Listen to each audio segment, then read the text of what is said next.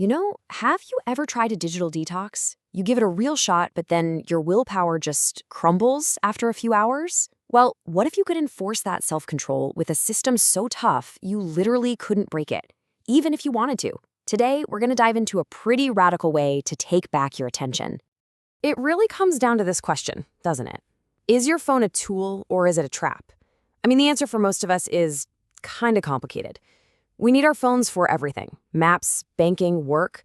But they are also designed from the ground up to pull us in and keep us scrolling. So how do we get all the good stuff without the bad? That's the real problem we're trying to solve here. And this is exactly why it's so hard. The person behind this whole system puts it perfectly. Our phones have become a dopamine roller coaster for your brain. They're not just simple tools anymore. Nope. They're these constant, unpredictable reward systems built to bypass our rational thinking and get us hooked. So how in the world do you fight back against that? Well, a strategy we're about to explore is, honestly, it's pretty ingenious. You use the technology against itself. The whole idea is to stop trying to rely on willpower, and instead you build a system where you basically become your own strict but fair parent.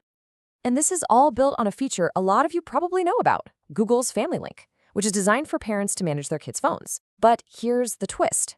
You're going to play both roles. You set up two different Google accounts for yourself. One is the all-powerful parent account, and the other is the child account that has to follow all the rules. So here's how that power dynamic works. Your child account is the one you use every single day. It lives on your phone, but it's totally restricted by the rules you already set. And then there's the parent account. That one holds the ultimate key, the master password, which you intentionally, purposefully keep out of your own reach. This separation, that's the foundation for this whole thing.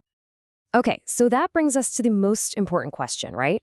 How do you actually keep that master password away from yourself? This is where the whole system goes from just being a clever idea to a nearly unbreakable digital fortress. See, you don't hide the password from yourself forever. That's just not practical. Instead, you create an automated system that delivers the password to you, but only on specific dates and times that you pick way in advance. The rest of the time, it is completely inaccessible. Let's look at how that actually works. So the first method is super simple and kind of elegant. You use a Google app script inside your parent account, and you schedule an automatic email that contains your master password. You could set it up to arrive, say, on the 1st of every month or maybe every Friday. You get the password, you make your tweaks, and then you delete the email. And bam, you're right back in lockdown. Now, method 2. This is for anyone who wants an even more secure, more hardcore system. You encrypt your password into a file that's just unreadable gibberish. And the key to unlock that file isn't a bunch of characters, it's an actual future date. The code literally will not work until the calendar hits that specific day. There's no cheating, no loopholes, it's a digital time-locked safe. Okay, so you've got the system all set up. What's it actually like to live like this? Well, it's not just about blocking a few apps.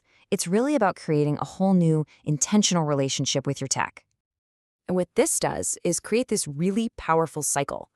During those long stretches when you're locked out, you're not just, suffering through it. You're observing, you're taking notes on what you actually need, which apps you genuinely miss for work, and which ones you don't miss at all. Then, when that brief unlock window opens, you're not just binging, you're executing a plan, making these tiny surgical adjustments for the next lockdown. And the whole point of this really elaborate setup is to get to a very, very simple goal. It's all about stripping away the addictive, attention-grabbing junk and turning your smartphone back into what it was supposed to be all along. Just a tool that serves you. And this just perfectly shows the results. Take a look at this activity history from the guy who created this system. We're not talking about cutting your screen time from 3 hours to 2. We are talking about 10 minutes a day for an AI tool, 6 minutes for email. The most used app is for file management at just 18 minutes. This is a complete and total transformation. So let's wrap this all up by focusing on the core philosophy here. This whole thing isn't about being stronger or having more discipline in the moment. It's about designing a system so that your weakness in the moment just doesn't matter. Of course, this is the first thing everybody asks, right? It's the ultimate escape hatch. If you get desperate enough, you can just wipe the whole thing clean and start over from scratch. But can you? And the answer is a hard no. because the phone is being managed by that parent account through Family Link, even a factory reset gets blocked.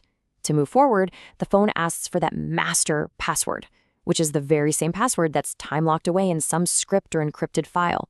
You are truly and completely locked out. So, the most important point is this. You're basically outsourcing your self-control. You're admitting, upfront, that in a moment of weakness, you might just give in.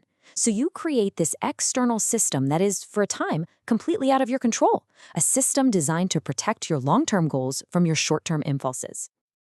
And that leaves us with a really fascinating final thought. In a world that's getting more and more optimized to just capture and hold our attention, are these kinds of extreme measures not just some weird novelty, but maybe a necessary evolution in how we manage ourselves? It's a pretty powerful idea to think about.